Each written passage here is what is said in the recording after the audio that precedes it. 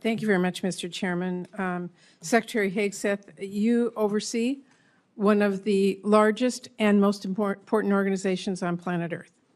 More than anything, the Department of Defense needs stable, competent, and strategic leadership.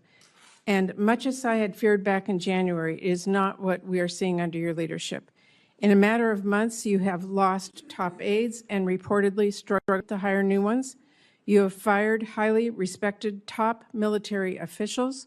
You shared highly sensitive attack plans over Signal and apparently with people in your own personal circles, and you've not taken responsibility for those mistakes. All the while, the security challenges we face have grown larger, not smaller. And then in the face of these challenges, you've taken a series of actions that weaken our posture. For example, in my home state of Washington, which is home to many DoD installations critical to our Indo-Pacific strategy, you have pushed out almost 2,000 highly trained civilian employees, including at Puget Sound Naval Shipyard. Mr. Secretary, you talk about returning the department to its mission of warfighting, but I am repeatedly hearing that your policy and personnel changes at the Pentagon are only undermining, not strengthening our military's preparedness to protect our country. You are deploying the American military to police the American people.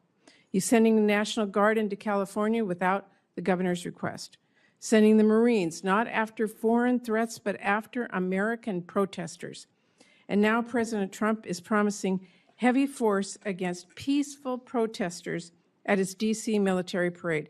Those sorts of actions and that sort of rhetoric from a president of the United States should stop every one of us cold. Threatening to use our own troops on our own citizens at such scale is unprecedented, it is unconstitutional, and it is downright un-American. We should all be speaking out against this and demanding accountability. Now, Mr. Secretary, I have to say, for people who tout their commitment to transparency and efficiency, I've never seen an administration more bent on hiding basic facts from American people. Your department has been unresponsive to congressional inquiries and oversight requests, all the while you are working to muzzle the free press, denying journalists access to the Pentagon press corps. Now, before I turn to my questions, let me just note, it is now mid-June, and we only, just a few days ago, received some, but not all, important portions of your budget request. It should not have taken this long to get this request, and we do still need to see the justifications in order for this committee to do its work. We're missing those. Not having a full budget at this juncture is really unacceptable. So I am deeply concerned. So let me turn to my questions, and this is important. This administration has put the civilian workforce under attack from day one, encouraging resignations, firing probationary employees, instituting hiring freeze, requiring OPM to approve any new hire one by one, and now, new last week, requiring prospective employees to explain how they would, quote, help support the President's executive orders and policy priorities. We have spoken with military installations across our country.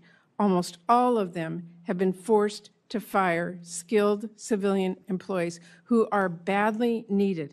And all of them also have hundreds, and in some cases thousands, of new hires ready to bring on board, but now have to individually be reviewed by OPM, apparently to ensure that they support the President's priorities.